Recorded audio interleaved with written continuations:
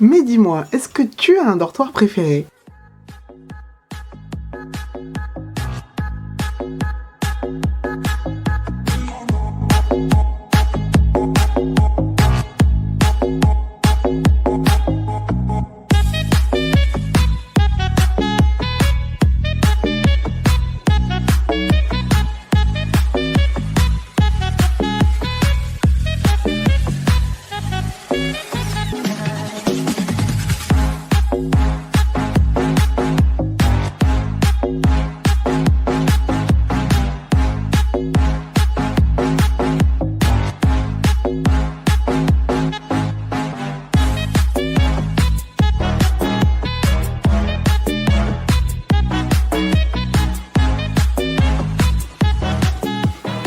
Bah non, je les aime tous.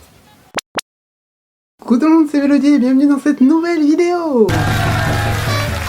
Alors, sans plus attendre, c'est parti pour la présentation du 6e et dernier dortoir de Twisted Wonderland, ou du moins de Nightraven College. Earthlavioul est un dortoir qui est basé sur l'autorité de la Reine de Cœur. Il est composé de 5 membres et il est fortement inspiré par l'univers d'Alice au Pays des Merveilles. Pour le logo, on retrouve le noir, le rouge et le blanc, qui sont 3 couleurs très importantes pour la Reine de Cœur, parce que sa robe elle est de cette couleur, donc voilà.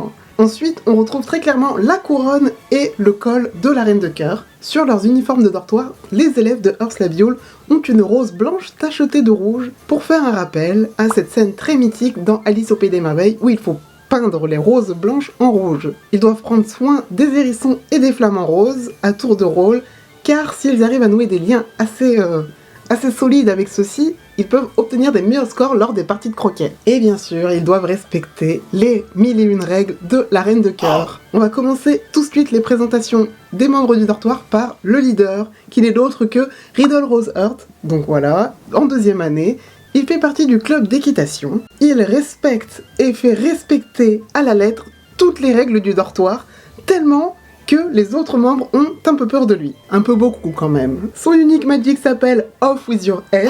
Donc du coup, celui-ci fait apparaître un collier autour de la personne sur qui il a lancé son sort du coup, et ce collier va sceller les pouvoirs de la personne.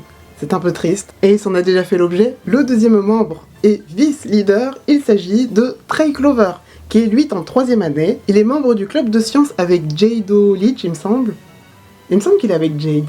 Ah, j'ai un petit doute. Il a une obsession pour le lavage de dents. Contrairement à Riddle, lui a l'air beaucoup plus posé, plus calme et apte à écouter les autres. Du coup, ça fait une bonne balance entre ces deux personnages. Il est un peu plus laxif sur le respect des règles et il paraît qu'il ne les connaît même pas toutes. D'un côté, c'est impossible de toutes les retenir. Et c'est aussi le meilleur ami d'enfance de Riddle, du coup.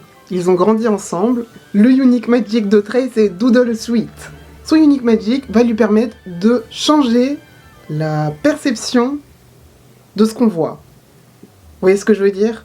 Exemple, vous pensez manger une tarte aux pommes, là, Trey fait son unique magic, Doodle Sweet, et il change le goût de la tarte aux pommes, et vous retrouvez une tarte qui a un goût d'épinard. Comme quoi je dis toujours épinard, c'est le truc que je déteste le plus sur la terre, mais bon. Du coup, la tarte aux pommes, au lieu d'avoir un goût de pomme, va avoir un vieux goût d'épinard. Voilà.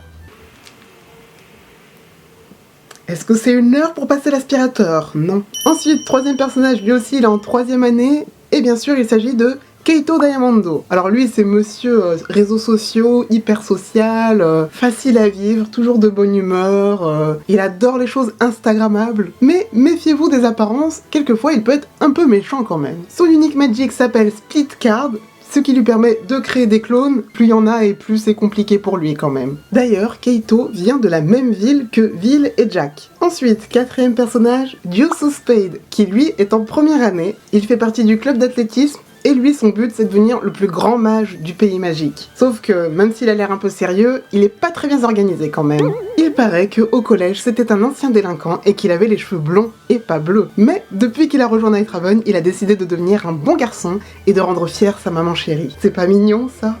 Ensuite, 5e personnage, Estrapola. Il est en 1re année, son plus grand rival c'est Juice. Il a une personnalité très joyeuse, il est très habile, mais parfois, lui aussi, il peut être pas très sympathique. Son truc à lui, c'est les petits tours de magie. Il adore ça. Allez, une petite anecdote, quand il était au collège, il avait une petite amie, il avait fait un date avec elle, cette fille ne voulait pas faire les attractions à sensations fortes. Et depuis ce jour, Estrapola pense que les filles ça craint. À mon avis, il n'y a pas que les filles qui craignent. Il y a toi aussi, monsieur Trapola.